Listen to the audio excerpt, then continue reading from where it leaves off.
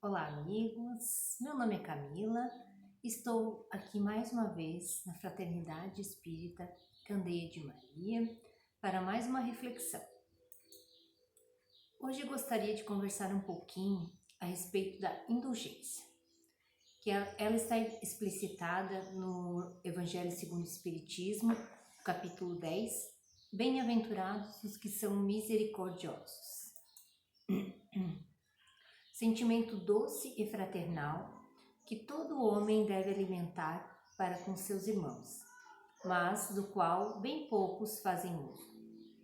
A indulgência não vê defeitos de outrem, ou se os vê, evita falar deles, divulgá-los. Ao contrário, oculta-os a fim de que não se tornem conhecidos. Para o Espiritismo, portanto, a indulgência é uma característica moral que tem relação como fazer o bem e a caridade. É algo que devemos cultivar, pois atrai, acalma e corrige.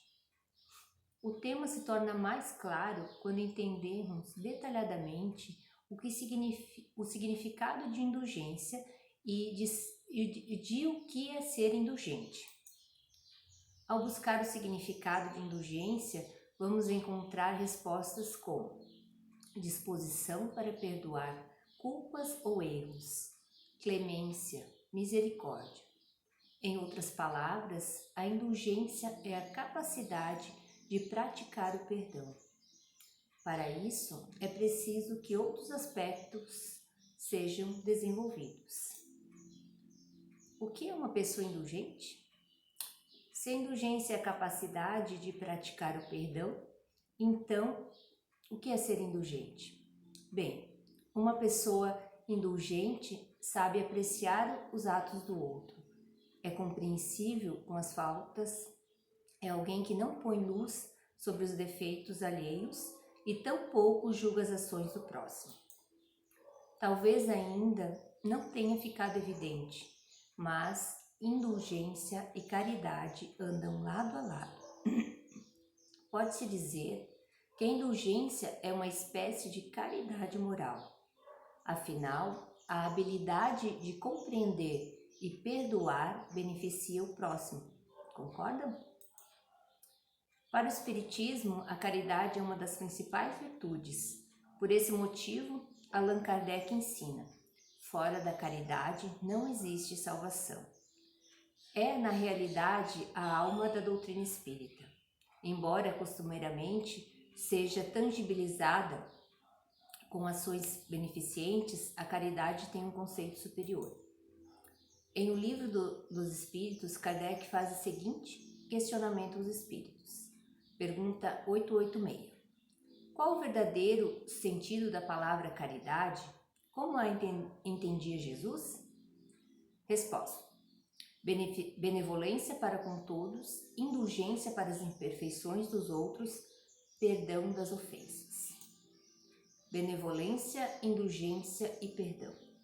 A indulgência, como vimos, tem relação com a tolerância às condutas alheias. A benevolência, por sua vez, é a bondade ou vontade de tratar bem o outro. Já o perdão é o ato de livrar alguém de uma culpa, dívida ou obrigação. Nós, espíritos encarnados na Terra, estamos em busca de evolução. Miramos em Jesus Cristo como nosso maior modelo, mas devemos nos lembrar de que somos seres imperfeitos. Não é de uma hora para outra que conseguiremos destruir as mazelas que nos assolam. O recolhimento interior ajuda a identificar hábitos ruins e aspectos que precisam ser melhorados. Assim, com pequenas atitudes, podemos nos tornar indulgentes. Veja aqueles que estão à sua volta e observe o seu comportamento diante dos deslizes alheios. Como você reage? Sente raiva? Faz julgamentos severos? Quando um fato desagradável surgir e lhe causar chateação ou aborrecimento, tente controlar seus impulsos. Respire fundo e reflita. Pense no seu colega e procure entender as razões de tal ação. Seja compreensivo, paciente e tolerante. Aprenda a se calar quando não tiver nada de bom a dizer. Solidarize-se com a dor do próximo. E assim, você estará praticando a indulgência como ensina o Espiritismo. Uma das insensatezes da humanidade consiste em vermos o mal de outrem antes de vermos o mal que está em nós. Incontestavelmente, é o orgulho que induz o homem a dissimular para si mesmo os seus defeitos, tanto morais quanto físicos. Semelhante insensatez é essencialmente contrária à caridade. Portanto, a verdadeira caridade é modesta, simples e indulgente. O Mestre nos inspirava ao mergulho em nossa própria intimidade, a fim de que pudéssemos enxergar o lado obscuro da nossa personalidade. Ao tomarmos esse contato imprescindível com nossas sombras, a consciência se torna mais lúcida, crítica e responsável, descortinando amplos e novos horizontes para o seu desenvolvimento e plenitude espiritual. Antes de censurarmos as imperfeições dos outros, vedes se de vós não vos poderão dizer o mesmo. Nossas afirmações diante da vida retornarão sempre de maneira inequívoca.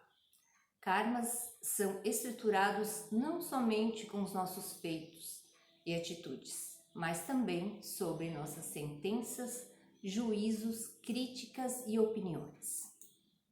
A indulgência não vê os defeitos de outrem, ou se os vê, evita falar deles, divulgá-los. Ao contrário, oculta-os, a fim de que não se tornem conhecidos, senão dela unicamente.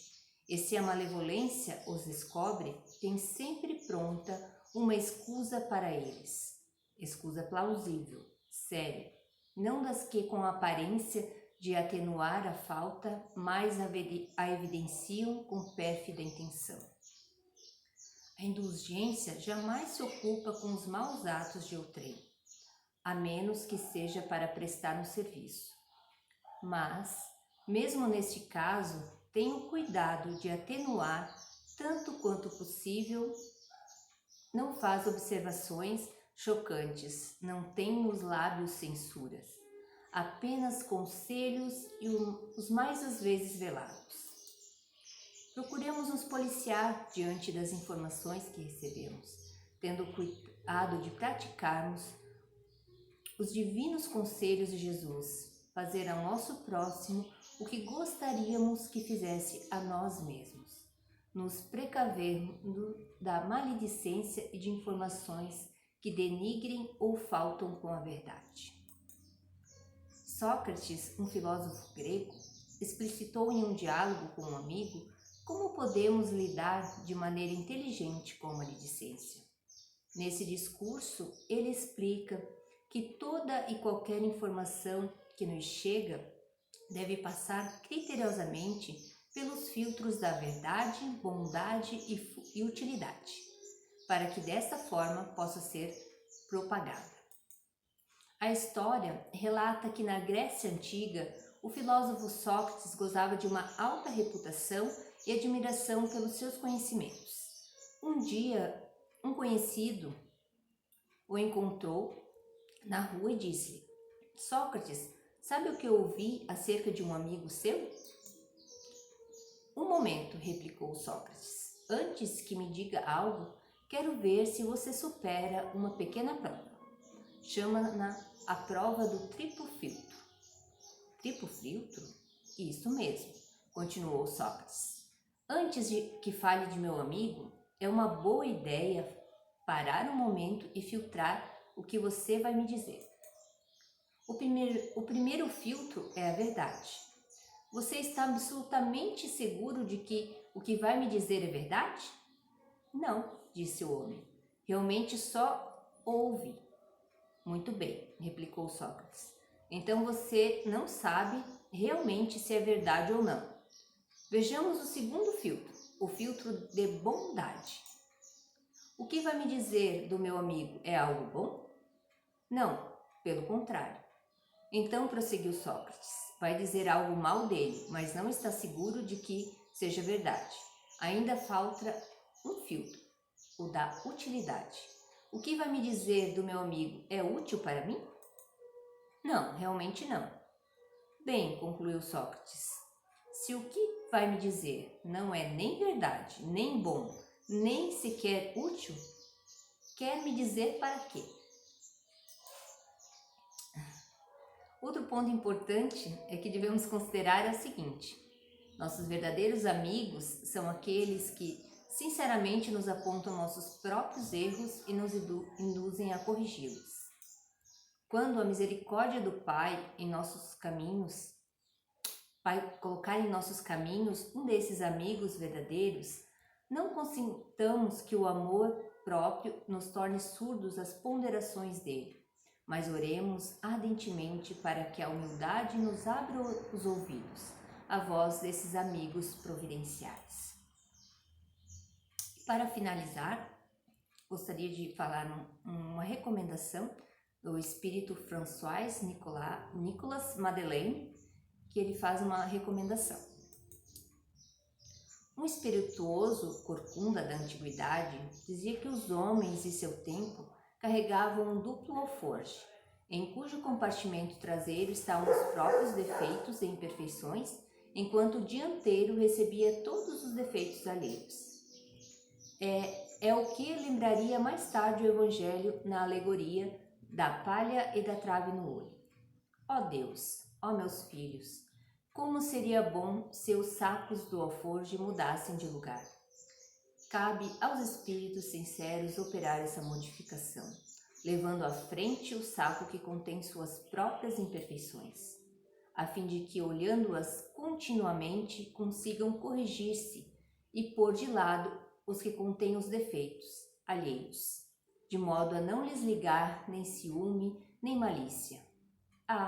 Como será digno a doutrina que confessais e que deve regenerar a humanidade, ver seus adeptos sinceros e convictos agirem com essa caridade que proclama e lhes ordena. Mas não verem a palha que incomoda o olho de seu irmão, mas ao contrário ocupar-se com ardor em se desembaraçar da trave que os cega. Meus filhos, essa trave é formada pela reunião de vossas tendências egoístas, das vossas más inclinações e de vossas faltas acumuladas pelas quais tendes até o presente. Como todos os homens, professando uma tolerância paternal muito maior, enquanto que na maior parte do tempo só tivesses intolerância e severidade para com as fraquezas do próximo. Eu gostaria de vê-los de tal modo libertos dessa enfermidade moral do resto dos homens. Ó meus caros espíritas, que vos enxorto com minhas forças a entrardes no caminho que vos indico. Bem sei que muitas de vossas tendências pecaminosas já se modificaram no sentido da verdade, mas ainda vejo tanta tiebeza e tanta indecisão em vós para o bem absoluto, que a distância que vos separa do rebanho dos pecadores endurecidos e dos materialistas não é tão grande, que a torrente não possa vos arrastar ainda. Resta-vos uma rude etapa a percorrer para atingirdes a altura da santa e consoladora doutrina que os Espíritos, meus irmãos, já revelaram há vários anos. Como vimos nesse conteúdo, a indulgência é uma característica magnífica. Ela diz respeito à capacidade de ser mais compreensivo com os atos dos outros e evitar julgamentos. A indulgência está intimamente ligada à caridade, que Jesus sempre reforçou em seu Evangelho. Basta nos dedicarmos para aprimorar essas habilidades, lembrando sempre de amar o próximo como a si mesmo. E não se esqueça, tudo começa pela reforma íntima, tendo em vista que o autoconhecimento é a base para identificar os aspectos que precisam ser melhorados.